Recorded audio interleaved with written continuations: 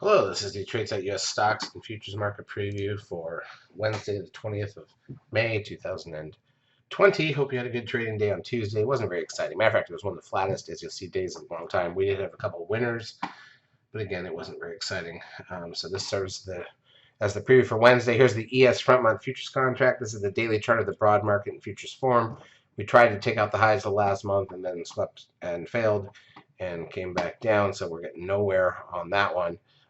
So it is what it is. Let's go through the major daily charts and then we'll look at the intraday action, talk about what's coming. So crude oil's made its way back up to 31.69, which is probably a little bit healthier. Gold down $2 or up $2.60.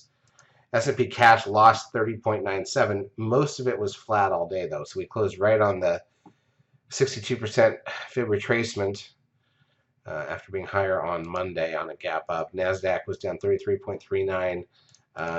It's got a 12 on the Nasdaq. So this is the key here. The Nasdaq side now has a 12 towards a 13 seeker sell signal. So any kind of positive day would give us a 13 sell signal on the daily chart of the Nasdaq here.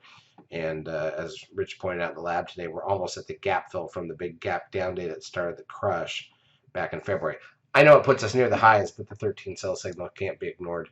Stocks down 6.93. Biotech's down 83.1. The Russell 2000 loses 25.97. The VIX gains 1.23. And again, look at this. This is the key here. Look at that. This is the VIX, right? Look at the 13 buy signal. Look at the bounce off the risk line. A little bit of a move up, retracement. If we turn up from here, take out the highs on the VIX, that's going to lead to the downside move in the market that we've been waiting for, and that'll be more exciting for us. $1.71 on the trend. That's a high reading. Puts the 10-day moving average at 1.17. The Nasdaq volume 4.15 or 4.18 billion shares really. Advanced decline ratio on the Nasdaq. Way more stocks down than up. 823 negative on the New York, negative 642. So way more stocks down than up. So even though we were positive a lot of the day, but it really wasn't very real. It was Amazon at a certain point and stuff like that. Google loses $10.78. Apple down $1.82 near the highs. Netflix down $1.54. That's kind of a blip. It did sweep to all-time new highs during the day. Like I said, Amazon was up. That was what was holding the Nasdaq up. It closed up 23.07, but it was much higher earlier in the day. Tesla loses 5.62, but still hanging out pretty well. Facebook up $3.69. Goldman Sachs loses $4.05.